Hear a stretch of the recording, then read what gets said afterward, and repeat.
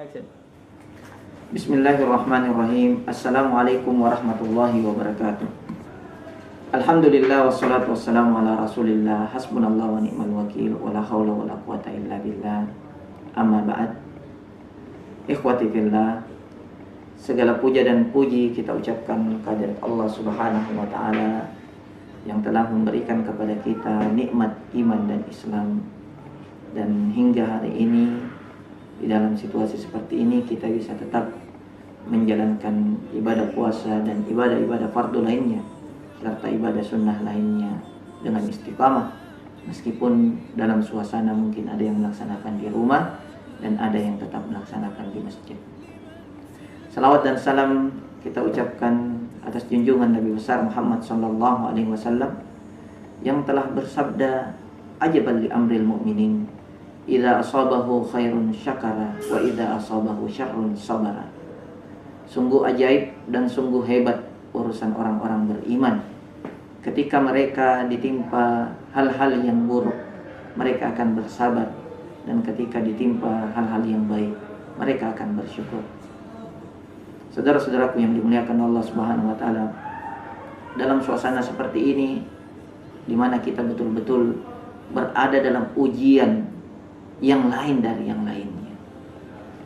Di dalam Al-Quran Allah Subhanahu wa ta'ala berfirman, وَلَنَبْلُوَنَّكُمْ بِشَيْءٍ مِّنَ الْخَوْفِ وَالْجُوعِ وَنَقْصٍ مِّنَ الْأَمْوَالِ وَالْأَنفُسِ وَالثَّمَرَاتِ وَبَشِّرِ الصَّابِرِينَ.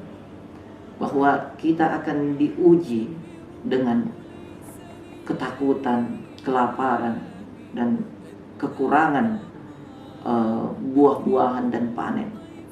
Tetapi yang akan menjadi pemenang dalam semua ujian itu adalah orang-orang yang bersabar.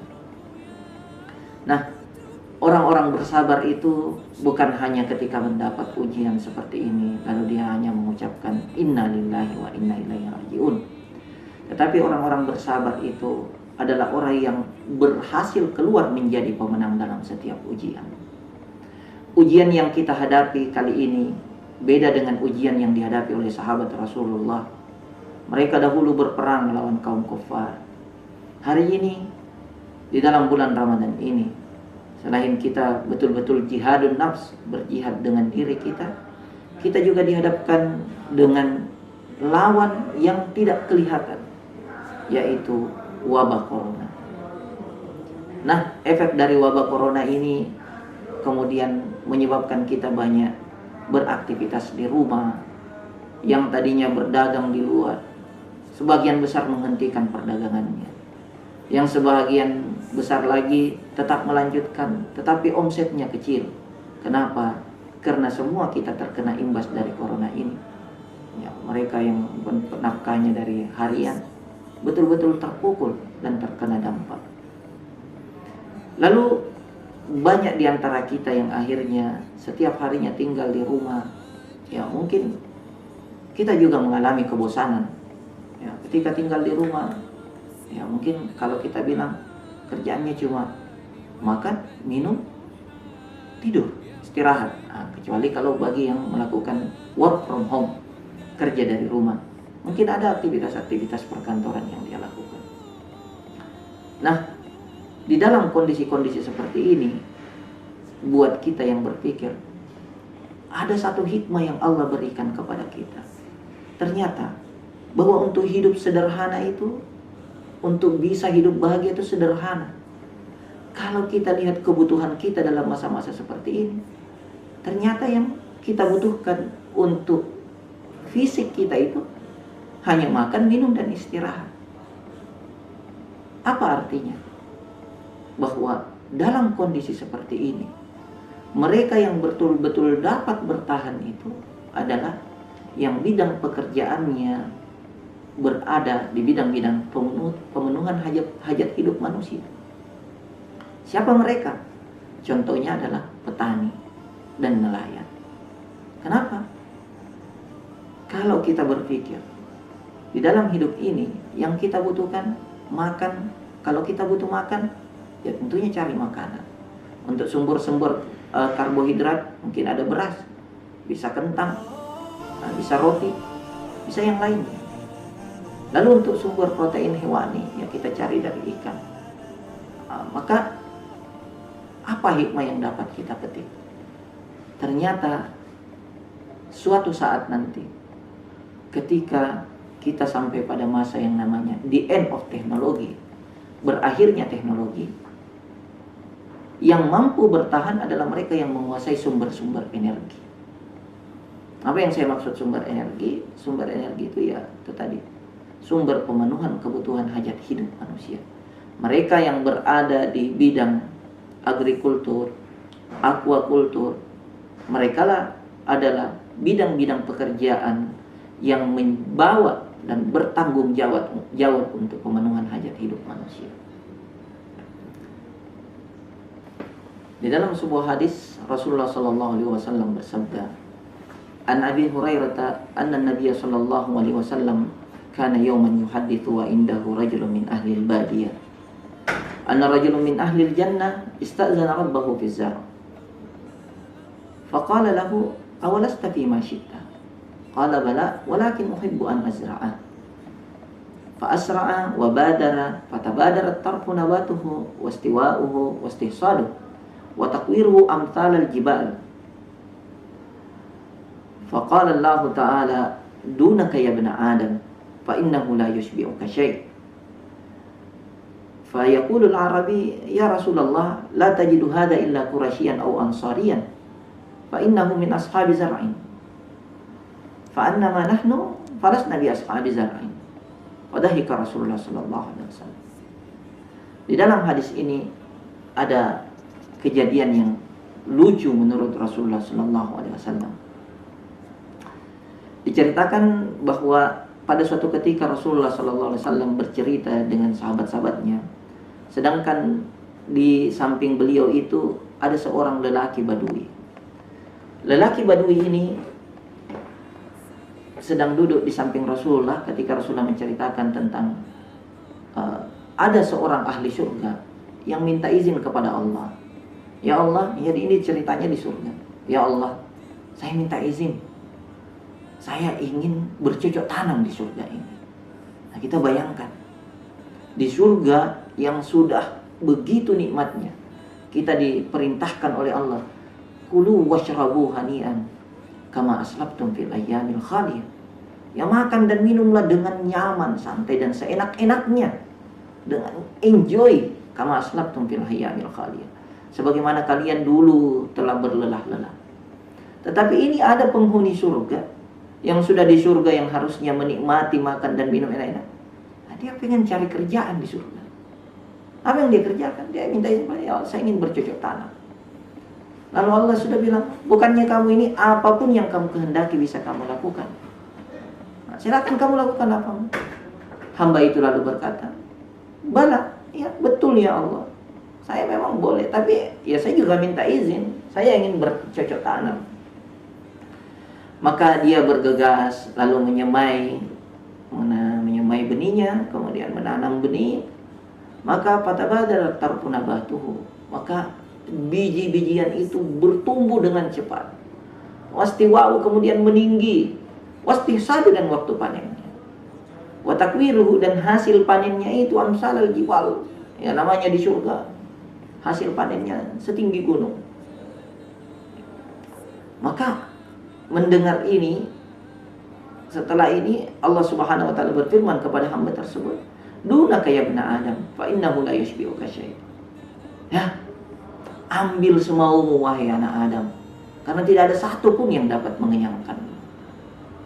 Maka mendengar kisah ini, si Badui langsung bilang kepada Rasulullah, ya Rasulullah, pasti nanti hamba yang bercocok tanam di surga itu kalau bukan orang Quraisy, orang Ansar, kata orang Badui tersebut. Ya, kenapa? Fa innahum ashabuz zar'in. Karena sesungguhnya mereka lah yang suka bercocok tanam. Fa annama nahnu falasna bi ashabiz zar'in. Adapun kami ini ya, kami bukan orang yang suka bercocok tanam. Ya, orang Badui dulu itu sukanya beternak. Padahal Rasulullah mendengar jawaban orang Badui itu, Rasulullah sallallahu alaihi wasallam tertawa. Apa hikmah dari hadis ini? Bahwa ternyata bercocok tanam itu adalah salah satu hobi penduduk surga nantinya. Ya, bisa jadi juga bahwa mereka yang bercocok tanam di dunia ini memiliki peluang yang lebih besar daripada profesi lainnya untuk menjadi ahli jannah. Ya, kenapa? Di dalam hadis lain Rasulullah sallallahu alaihi wasallam bersabda, "Ma min muslimin yaghrisu gharsatan illa ma kana ukila minhu fa huwa lahu sadaqah. Wa ma surika minhu fa huwa lahu sadaqah. Wa ma akala as-sab'u minhu fa huwa lahu sadaqah. Wa ma akala at-tayru minhu falahu sadaqah. Wa ma wala yarza'uhu ahadun illa kana lahu sadaqah." Rasulullah sallallahu alaihi wasallam bersabda, tidaklah seorang muslim menanam tanaman, kemudian tanaman itu, maka apa yang dimakan dari hasil tanaman itu adalah sedekah. Kemudian apa yang dicuri dari tanaman itu adalah sedekah. Apa yang dimakan oleh binatang buas, binatang liar dari tanaman itu adalah sedekah. Dan apa yang dimakan oleh burung-burung itu bernilai sedekah. Dan tidak memetik satu orang pun buah tanaman itu kecuali itu juga bernilai sedekah. Mungkin ini salah satu hubungannya kenapa bercocok tanam itu lebih menjadi profesi yang lebih mendekatkan kita ke surga. Ya. Profesi-profesi di mana kita memenuhi hajat hidup manusia. Ya, jadi bukan zahirnya di dalam hadis ini memang bercocok tanam, tetapi tentunya buat nelayan, kemudian buat pembudidaya ikan, mereka pun adalah profesi-profesi peternak. Mereka pun adalah profesi-profesi yang berfungsi untuk mengemban kebutuhan dan hajat hidup manusia dalam hal makanan. Nah, ini adalah pekerjaan yang baik. Nah, mudah-mudahan di zaman seperti ini, dengan banyaknya waktu lowong kita di rumah, ya muncullah keinginan dan minat kita untuk bercocok tanam. Ya, lahan yang kosong di sekitar rumah kita, mari kita tanam. Mudah-mudahan bermanfaat. Kalaupun kita tidak memanennya dan menjualnya, ada yang mengambilnya, atau kita rugi karena itu, semua akan bernilai sedekah.